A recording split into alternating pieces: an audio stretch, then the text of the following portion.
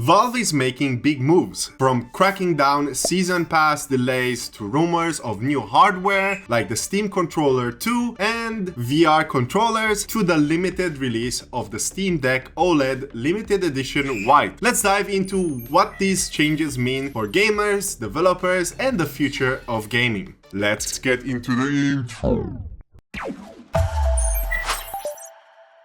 Alright, so here's the deal. Valve has officially updated their guidelines for how developers can sell season passes and DLC on Steam. And no, it's not just legal jargon. This time, they're putting their foot down. If you're a developer and you're offering a season pass, you need to commit to launch timings for each piece of content. And I quote, if you aren't ready to clearly communicate about the content included in each DLC, and when each DLC will be ready for launch, you shouldn't offer a season pass on Steam. This policy aims to tackle unfulfilled promises and what feels like eternal delays, something we've all experienced at least once. Looking at you, half of the live service games out there. Developers now have to actually outline what's coming and stick to it. Revolutionary, I know. Let's unpack this further. The key points for Valve update includes: developers must clearly state what's in the season pass. They must set launch windows for each DLC included in it, and here's the kicker, they can't be pushing those dates indefinitely. Valve essentially says, hey, if you're not ready, don't even bother, which is the kind of tough love I think we've all been waiting for. Think about it. How many times have you bought a season pass only to realize half of the content was delayed for months, or worse, completely abandoned? This policy forces transparency, which benefits us as players while holding devs accountable. So what does this mean for us? Well, first of all, no more paying for vague promises. With developers having to commit upfront, we're finally getting what we paid for, or at least we know when to expect it. Plus, this cuts down on the whole early access to the roadmaps nonsense, where the roadmap turns out to be just a dirt path to nowhere. This policy is like Steam saying, you're not Beyonce. You can't just surprise drop DLC whenever you feel like it. And honestly, I'm here for it. I think this is a fantastic move, and it's a win-win in my opinion. Players get clear expectations and developers are encouraged to plan better. But it might scare off a few studios who aren't ready to meet these standards. But honestly, if you can't stick to a timeline, should you really be charging for future content in the first place? Valve is basically saying, we're not your Kickstarters. Get it together. And you know what? I respect that. For developers, this policy could be both a challenge and an opportunity. It might push studios to be more organized, transparent, and realistic with their promises. But on the flip side, small indie companies might having to commit to strict deadlines. It's a balancing act for sure. However, this could set a new standard across gaming industry if players respond positively to this policy. And I think we will. Other platforms might adopt similar rules. Imagine a world where vague DLCs promises are a thing of the past. Beautiful, isn't it? And while Valve is busy policing season pass delays, they might also have some hardware brewing behind the scene. Let's talk about rumors and leaks, because this one's a juicy one if you're a fan of Valve's tech. Remember the original Steam controller? Well, it looks like Valve might be gearing up for a sequel. According to data miner Brad Lynch, the code name for the Steam Controller 2 is Ibex, and it's reportedly in the latest stage of production. Lynch says it's a separate project from Valve's rumored standalone VR headset codename Descartes, and it's accompanying Roy's motion controller. Here's what we know so far. The Ibex Steam Controller 2 is being tooled for mass production, suggesting that it's not just a concept anymore. As for Roy controllers, they might feature D-pads, bumpers, grip buttons, triggers, ABXY buttons, and system buttons, and even strap for a secure fit. Valve hasn't officially announced any of this, but Lynch claims that this info comes from data mining and unnamed sources, so take it with a grain of salt. I'll admit, part of me wants this to be true. The Steam controller has its own quirks, but it's quite unique, and with the VR tech advancing, having new hardware options from Valve Valve could be a game changer for anyone not sold on what Meta offers. Of course, none of this is confirmed, but let's dig into what this could mean if Valve is indeed diving back into hardware. And finally, let's talk about hardware you can actually buy. Well, if you're quick enough. This one is a bit older news, but still relevant. Valve has launched the Steam Deck OLED limited edition white. This sleek new model has dropped November 18 at 3 p.m. PST